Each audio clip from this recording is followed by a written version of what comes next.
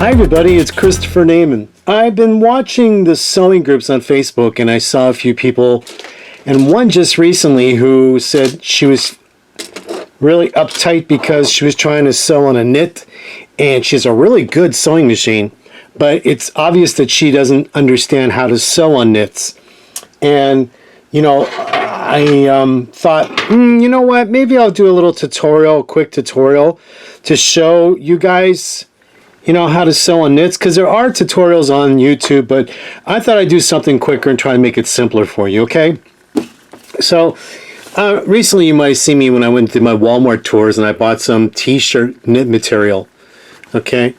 And I'm doing a combination when I make my t-shirt of sewing and serging. But for this tutorial, I'm just going to do a regular seam in case some of you don't have a serger. You can just do a stitch. I'm going to show you. The main thing I want to show you is how to prevent the fabric from going inside here, deep inside that hole, the feed dog. See that? The feed dog. Now I watch a lot of you come from quilting background, and you're so used to taking the fabric and just feeding one after another. You can't do that with specialty fabrics. It's much different. You have to take techniques to learn from the industrial professional ways of sewing, and I will show you that technique here. I did show it once on cotton fabric and cotton blend fabric for strip piecing in one of my other videos a while ago, so I'm just going to walk you through this again, okay? All right, so I'm going to be using just the regular Coats dual duty construction. This is XP. I'm just going to be using that. Now, needles. This is one thing where I notice a lot of you will spend all this money on a sewing machine. I mean, a lot of money, but you don't know needles. Needles are like the tires on your car. If you don't have the right tire for the right climate that you're driving in, you're going to slip slide all over the road, and then you're going to cause an accident and your insurance will go up. So think of your needles like the tires on your car. If you don't understand tires, then get the hell off the road, okay? Because you shouldn't be driving. If you don't understand needles, get your butt over to the sewing machine needles, to the page of people who sell the needles, and read about them. Very, very important. You know me, I get right to the point. I'm not going to be tiptoeing around this. Now, for the type of knit that you're using, there are a couple different needles you can use for sewing. You can use a standard blue tip needle by Janome. This is a universal needle. I mean, it's used for embroidery, it's used for standard wovens, and can use on some knits. It's got a slight ballpoint to it, all right? I'm using that needle in this machine right now to sew on this t-shirt material. If you find that this doesn't work well for you, you can switch to what they call a jersey needle. Now what I'm using a size 11, by the way, okay? Now you can also switch to a jersey needle. All right, Schmetz makes what's called a jersey ballpoint needle, and that's for jersey knits, all right? And then you have, in Class A, they have one called Stretch. Now, there are all different type of knits out there. There's Lycra, there's cotton, spandex, polyester. There's all kinds of knits out there. You have to read on these websites of these needle companies which needle they suggest for what type of fabric. So know your fabric, find the needle, and use the correct needle. I'm going to use a size 11. Why am I using a size 11? It's a very thin fabric. If this was a bulky, heavier type fabric, I may go up to a 12 or a 14. Okay? All right, so that's out of the way. Now, let's get to the setting, okay? Let's go over here to the setting. All right, so every sewing machine that you own that has zigzag functions, you can do this. Now, normally you would do a lightning bolt stitch when you're doing a seam. Why would you do a lightning bolt stitch? Because it'll give you stretch when you stretch the fabric. On this particular choice here on this machine I have, this is an old Janome, this is from the middle 2000s. This does not allow me to override the settings on this, so I'm not going to use that. Instead, I'm going to use this regular zigzag. Then I'm going to override it. Let me see if I can show you here. I'm going to override it, okay? Let me get out of here and show you how I do that. So I'm going to override it by clicking the adjust. check with your machine how you get to the adjustment page. So now right now it says that the width is 5.0. I don't want a 5.0. I want to knock this all the way down to about a 1.5. 1.5 zigzag. There we go. About a 1.5 zigzag. You can even take it down to 1.3 even, okay? The stitch length. This is very important when sewing knits because knits want to bunch up on you. So, and you're going to see I'm going to sew this without any walking foot. So I'm going to increase my stitch length to 3.25. You can even go 3.50 depending upon the thickness of the fabric.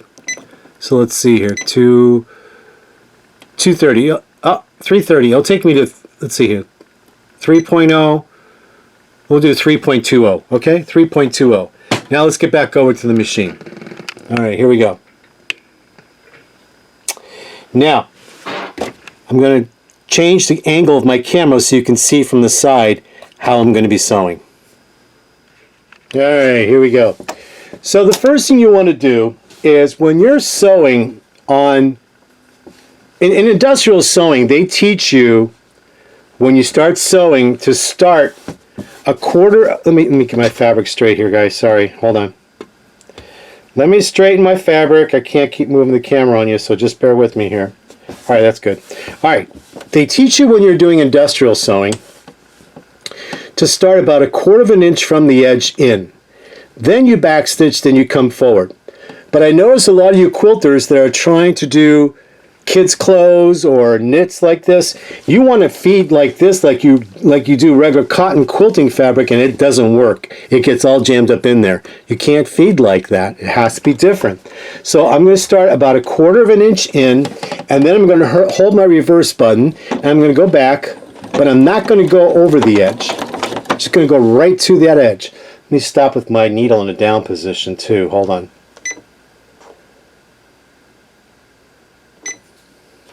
All right. If you have a needle down position, it's always good to use that. Okay, so now I did that. So now I'm going to come forward.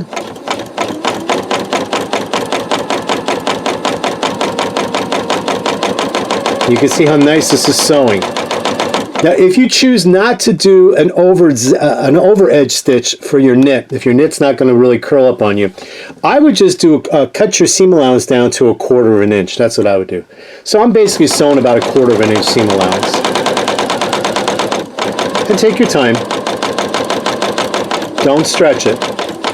All right, then when you get to the end here, you're going to go back. And just to do a couple back stitches to lock it in place. If you have a lock stitch button, you can press that and you can engage that.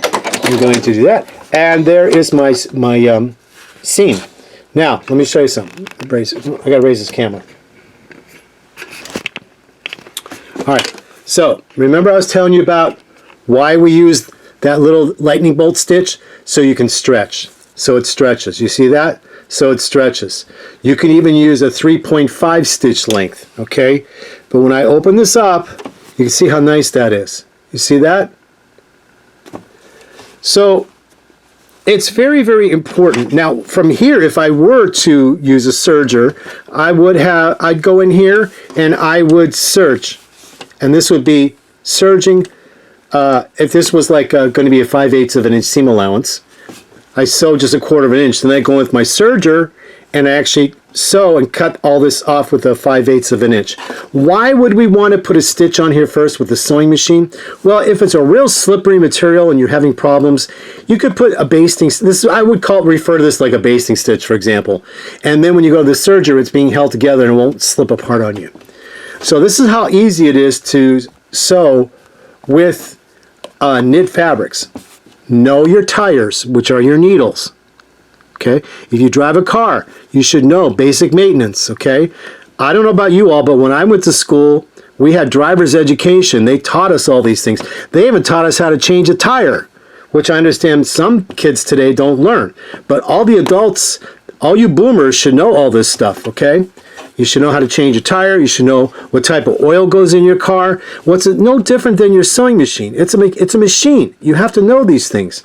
And if you don't, you can read up on it. You can look online. Like I said, go and visit the website of the needles to see what the proper, to see what the proper needle is to use.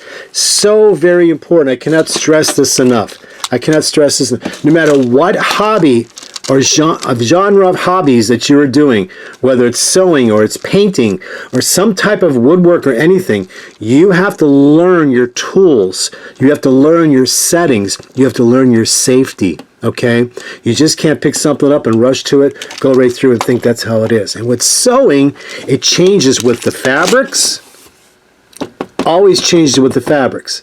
So know your needles, know your threads, know your settings. I hope this helped you. I know it will. If this helped you, give me a comment below and like and subscribe, and you'll be notified when I get some new videos released, okay? Thanks for watching, everybody. Talk to you later. Bye.